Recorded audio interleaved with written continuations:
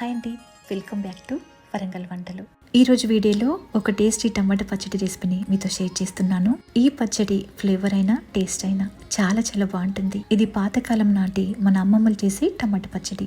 మీలో ఎంతమందికి రెసిపీ తెలిసిన వాళ్ళు నాతో షేర్ చేసుకోవడం మర్చిపోకండి. తెలియకపోతే ఇంట్లో ఒకసారి ఈ పచ్చడి డెఫినెట్ గా ట్రై చేయండి, మీకు చాలా బాగా నచ్చుతుంది. అన్నంతో అయినా, టిఫిన్స్ తో అయినా, ఈవెన్ చపాతీతో అయినా చాలా టేస్టీగా ఉంటుంది. తప్పకుండా ట్రై చేయండి. మరి ఆలస్యం చేయకుండా ఈ కమ్మని టమాటా పచ్చడి ప్రాసెస్ ఏంటో చూసేద్దాం. ఈ రెసిపీ కోసం ముందుగా స్టవ్ మీద ప్యాన్ పెట్టుకొని ప్యాన్లోకి 1 టీ స్పూన్ దాకా ఆయిల్ వేసుకోండి. ఆయిల్ కొంచెం వేడిన తర్వాత ఇందులోకి 1/2 టీ స్పూన్ దాకా మెంతులు వేసి కొంచెం వేయించండి. మెంతులు ఎర్రగా వేగాక ఇందులోకి 1 టీ స్పూన్ దాకా జీలకర్ర, 2 టీ స్పూన్ల దాకా ధనియాలు వేసి దోరగా వేయించండి. ఆ తర్వాత ఇందులో 2 టేబుల్ స్పూన్ దాకా నువ్వులు వేసి జస్ట్ 1 నిమిషం పాటు లో ఫ్లేమ్లో పెట్టి వేయించండి. ఇలా వేయించేసుకొని వీటిని ఒక ప్లేట్లోకి తీసి పక్కన పెట్టుకోండి. ఇప్పుడు అదే ప్యాన్లోకి 1 టీ స్పూన్ దాకా ఆయిల్ వేసుకోండి. ఆయిల్ కొంచెం వేడిన తర్వాత పచ్చడి కారానికి తగ్గట్టుగా ఇందులోకి 15 నుంచి 20 వరకు ఎండుమిర్చిని ఇలా తుంచి వేసుకోండి. ఇవి కొంచెం వేగిన తర్వాత ఇందులోనే ఒక 2 రెమ్మల కరివేపాకు కూడా వేసేసి ఎండుమిర్చి క్రిస్పీగా అయ్యేంత వరకు మంటని సిమ్లో పెట్టి వేయించండి. ఇలా వేయించేసుకున్నాక ఈ ఎండుమిర్చి కరివేపాకును కూడా ఇలా ప్లేట్లోకి తీసి పక్కన పెట్టుకోండి.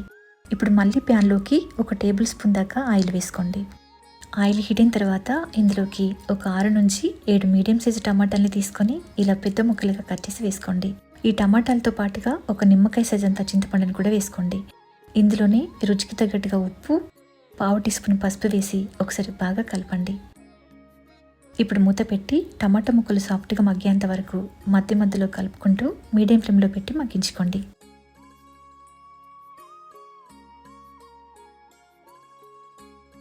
టమాటా ముక్కలు ఇలా మెత్తగా మగ్గిపోయి ఇలా గుజ్జులా అయిన తర్వాత ఇందులోకి 1 టేబుల్ స్పూన్ దాకా కొత్తిమీర వేసి ఒకసారి కలిపి స్టవ్ ఆఫ్ చేసేయండి. ఇవి పూర్తిగా చల్లారిన తర్వాత ఇప్పుడు ఇలా మిక్సీ జార్ తీసుకొని ఇందులోకి మనం వేయించి పెట్టుకున్న ఎండుమిర్చిని వేసి మెత్తగా గ్రైండ్ చేయండి. సో ఇలా గ్రైండ్ చేశాక ఇందులోకి 6-7 వెల్లుల్లిపాయలు, మనం మగ్గించి పెట్టుకున్న టమాటా చింతపండును కూడా వేసేసి కొంచెం కోర్స్గా గ్రైండ్ చేయండి. జస్ట్ ఒక 2-3 పల్స్ ఇవ్వండి. మరి మెత్తగా పేస్ట్ లాగా గ్రైండ్ చేయకూడదు. చూడండి, ఈ విధంగా గ్రైండ్ చేసుకోవాలి. అలాగే ఈ టమాటా పచ్చడిని మిక్సీలో వేసి గ్రైండ్ చేసుకునే దానికంటే కూడా రోట్లో వేసి దంచుకుంటే టేస్ట్ ఇంకా బాగుంటుంది. ఇప్పుడు ఈ పచ్చడిలోకి పోపు తయారు చేసుకుందాం. దానికోసం స్టవ్ మీద ప్యాన్ పెట్టుకుని ప్యాన్లోకి ఒక 2 టేబుల్ స్పూన్ దాకా ఆయిల్ వేసుకోండి. నూనె వేడిన తర్వాత ఇందులోకి 1 టేబుల్ స్పూన్ దాకా పోపు దినుసులు వేసుకోండి. ఆవాలు, జీలకర్ర, శనగపప్పు, మినపప్పు, 2-3 ఎండుమిర్చి వేసి వేయించండి. ఇవి వేగిన తర్వాత ఇందులో ఒక చిటికెడు ఇంగువ వేసుకోండి, టేస్ట్ బాగుంటుంది.